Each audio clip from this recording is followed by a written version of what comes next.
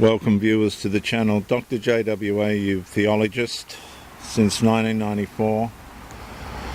The cost of legislative experimentation, episode 2, when compassion lost its boundaries.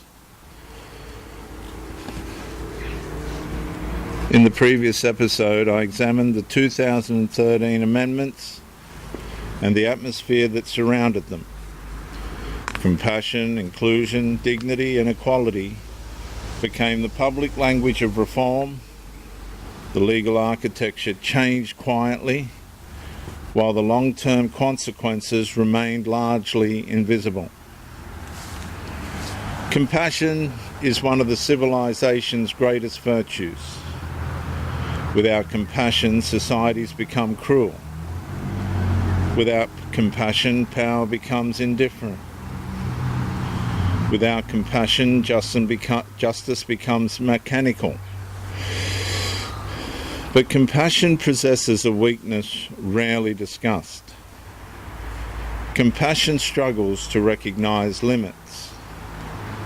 And once compassion loses its boundaries, it can begin producing consequences opposite to those it originally intended. And that's where the story becomes more complicated. Not because compassion was wrong, but because compassion was never designed to function without restraint. The question facing Australia was never whether vulnerable people deserve dignity. The question was whether compassion alone could serve as the governing principle of law. Because rights require distinctions. Distinctions require boundaries. Boundaries require definitions. And definitions require limits. And once limits become morally suspicious, every protected category eventually becomes vulnerable.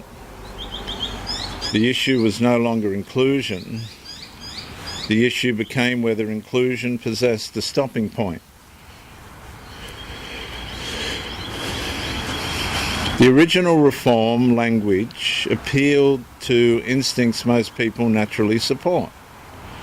Protect people, reduce harm, increase fairness, expand recognition.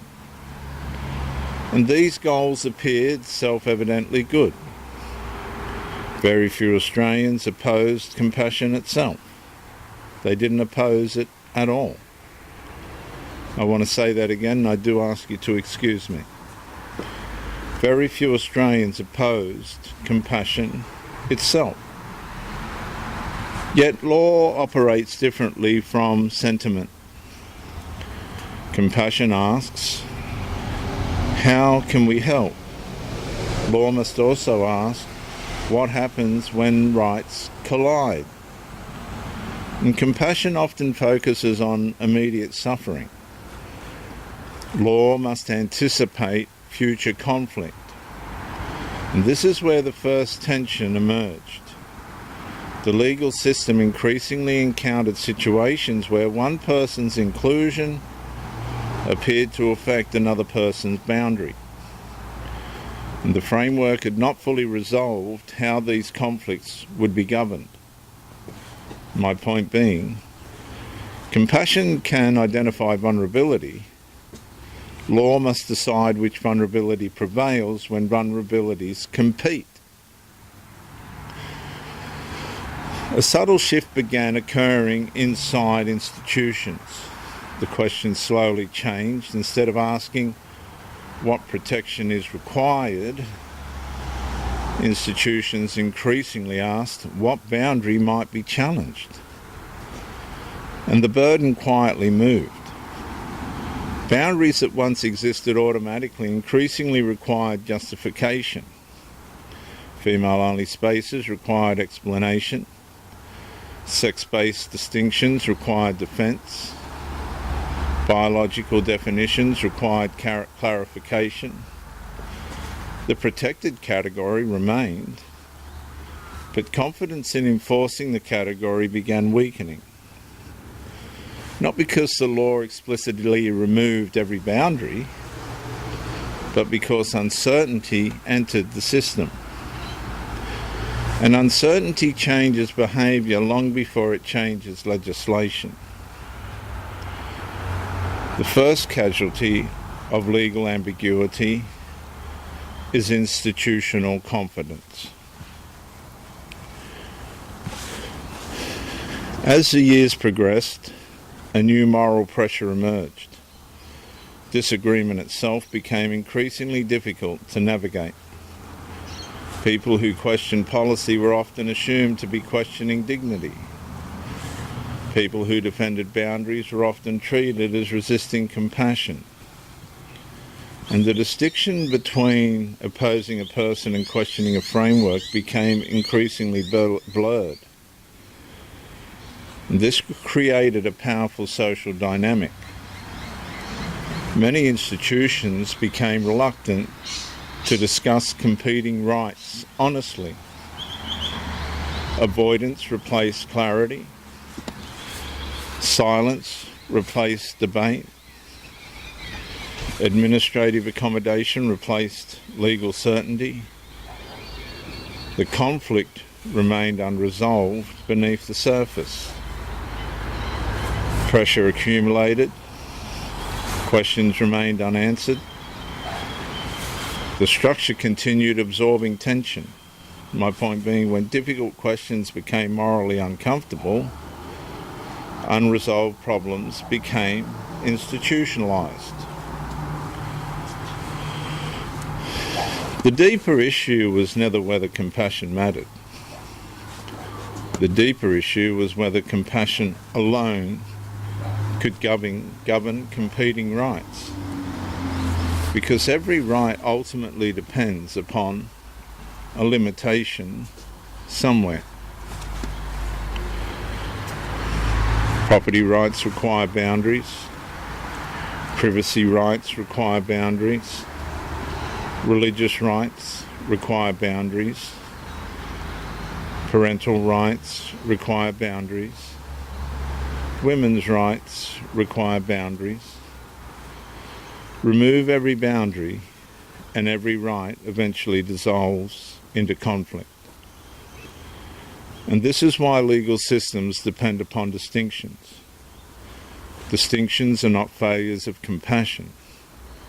They are often the mechanism through which justice operates and peace prevails. The challenge facing Australia was becoming increasingly clear. How do you expand inclusion without destabilising the protections that already exist? The answer remained unresolved. And unresolved questions rarely disappear. They evolve. My point being, compassion without boundaries eventually places compassion in conflict with itself. And this is my final consequence statement for this episode. The legal changes of 2013 were built upon a compassionate premise. But compassion alone could not answer every downstream question, couldn't answer what the future would bring. As boundaries became increasingly difficult to define, institutions became increasingly uncertain about enforcing them. And what began as inclusion gradually encountered the realities of competing rights, competing protections, and competing expectations. The conflict had not yet fully surfaced, but the conditions necessary for conflict were already forming. Because whenever law expands recognition without clearly preserving limits, pressure accumulates inside the system and inside the civilization. And eventually that pressure must find release. I'm Dr. J.W.A., theologist since 1994. Like and subscribe to help the channel subscribe and comment to educate me, and share the video. Subscribe and share the video to help somebody else. I'll see you in the next episode.